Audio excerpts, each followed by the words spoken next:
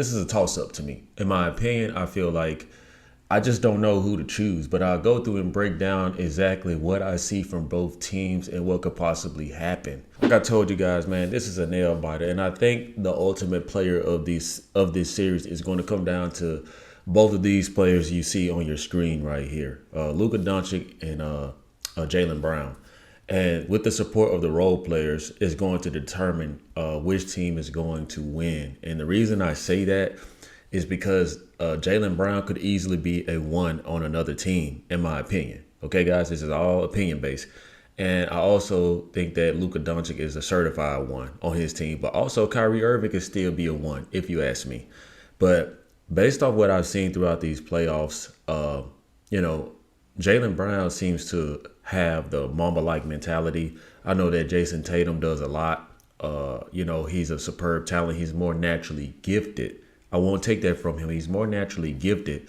But I think that Jaylen Brown has the work ethic, not discrediting Jason Tatum. I just feel like he has more of the attack. And I feel like the last time they went to the finals, it was too much hesitation. I don't think that will happen, in this NBA finals. I do think that Jaylen Brown is going to step up when he does see that his counterpart and his number one option is struggling. You know what I'm saying? Jason Tatum is a phenomenal talent, but at times he plays a little bit timid. There's no secret.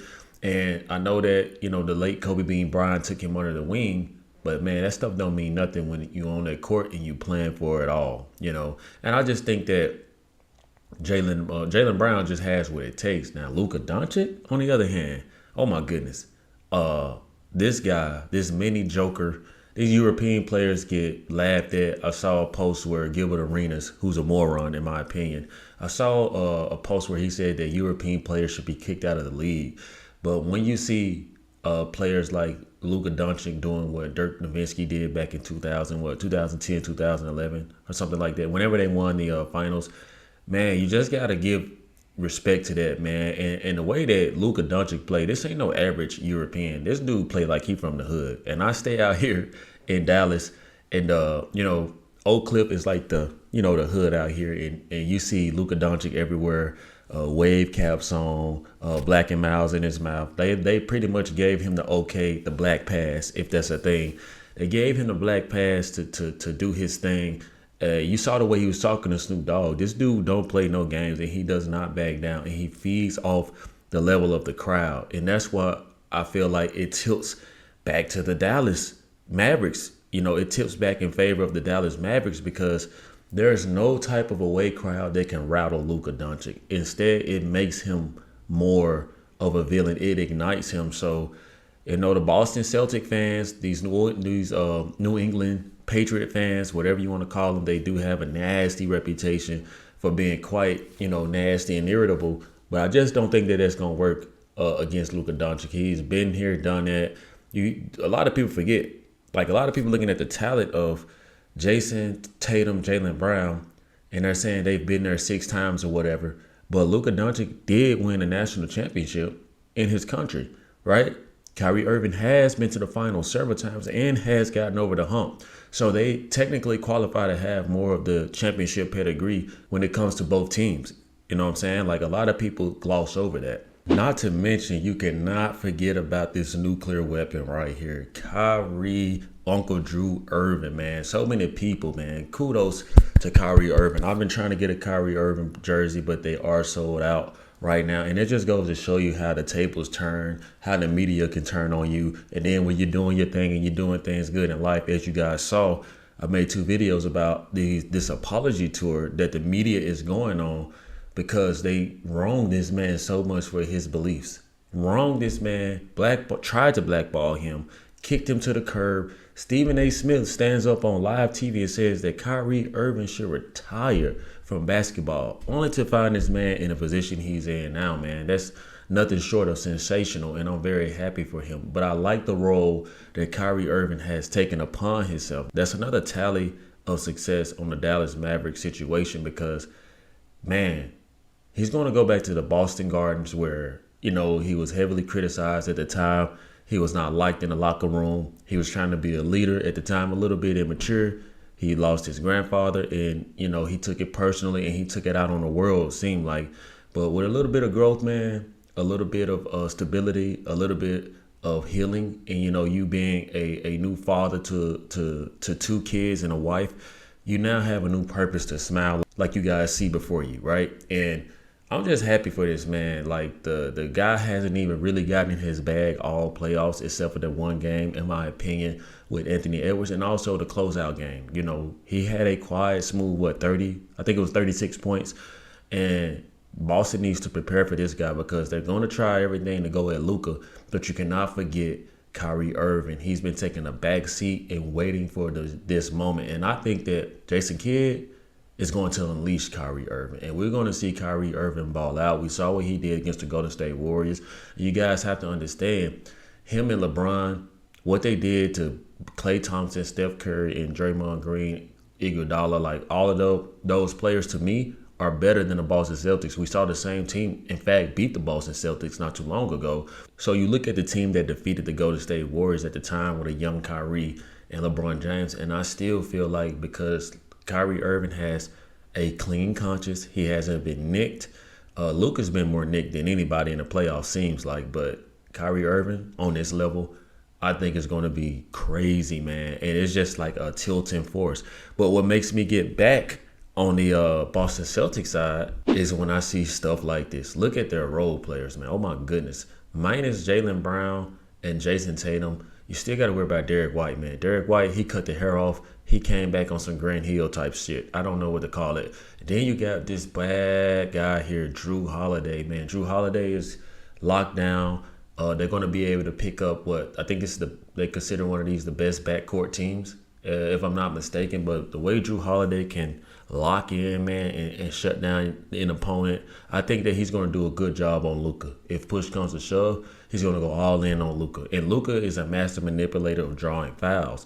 So, man, that's another thing to worry about. Like, how, man, it's just hard, man, with these type of role players, man. And they come up, and they still have Kristaps Porzingis, who has yet to play throughout the playoffs, who's probably most likely been more than ready to go. He had the calf strain, and I just feel like, he might be a little rusty, but I'm a little worried about him throwing the Boston Celtics momentum.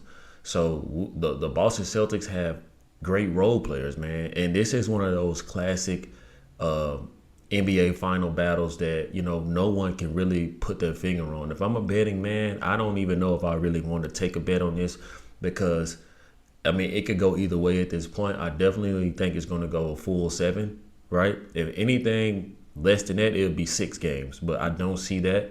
I think it's going to go a full 7. And, man, this is going to be, Jason Tatum's moment. A lot of people like to scrutinize Jason Tatum, and they're kind of hard on him because he's been the number one on this franchise for a while. But I like to believe in Jason Tatum just because he doesn't have the demeanor and attitude of Jaylen Brown. He just shows his skill set, and that's pretty much his personality and his makeup. You know what I'm saying? He knows when to be aggressive. He isn't as timid as we like to make him seem. And he is the leader of this team on some nights, but for the most part, I just think that Jaylen Brown, he takes over. He takes over a lot. And if they cannot get this done, man, they're going to have to break the band up. It is what it is. They're going to have to break the band up. I know that they just gave them 2, max contracts for the most part. Jason Tatum will be up again before you know it. But, it's either all or nothing right here. And I think that they did a great job by securing, Drew Holiday with the 4-year deal, you know what I'm saying? Because, man, this type of player right here, man, especially in the prime he's in, you see the impact that the Milwaukee Bucks have drastically fell off without his presence. And now you see the impact of his presence, with the Boston Celtics going right back to the finals, man. This is crazy. And I just feel like after so many times, man, this just has to be the year to get it done. But then I look at a situation like this. Look at the role players around Kyrie Irving and Luka Doncic, man.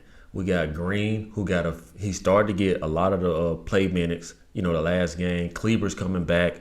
We already know he had the separated. Who was that? Was it Kleber with the separated shoulder? I can't remember if this was Kleber or not, but you got Kleber and PJ Washington hitting those corner threes all series. And then you got those twin towers, Lively shout out to Lively, man. I saw the post with your mom, man, and I know that you're gonna go out and put your heart on the line. And you know, Gafford, man, he's a giant man. He's a giant man that means business.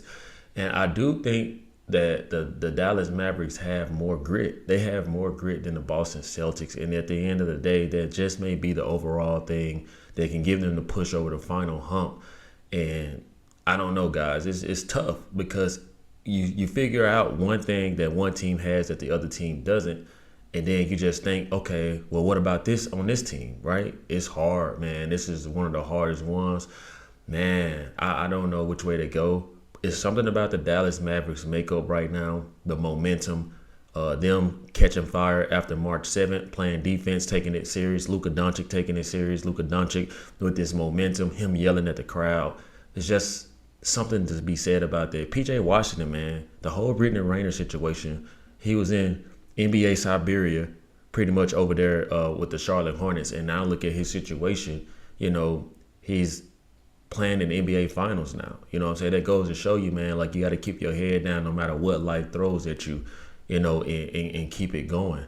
So I'm super happy for him. You know what I'm saying? Tim Hardaway has been a little rusty. So maybe they'll play him, you know, in this series. Who knows? It's all about the matchups. At the end of the day, it's all about the matchups, man. And this could go any way, dog. This could go any way. So I don't know, man. Who do y'all think is going to take it all in the end? Who's going to be the 2024 NBA champions? I don't know. Maybe you guys do. Drop it in the comment section and let me know. Thank you guys so much for watching the video. Next time. If you found any value to this video, I ask that you subscribe to the YouTube channel for more future content. See you guys next time. Peace.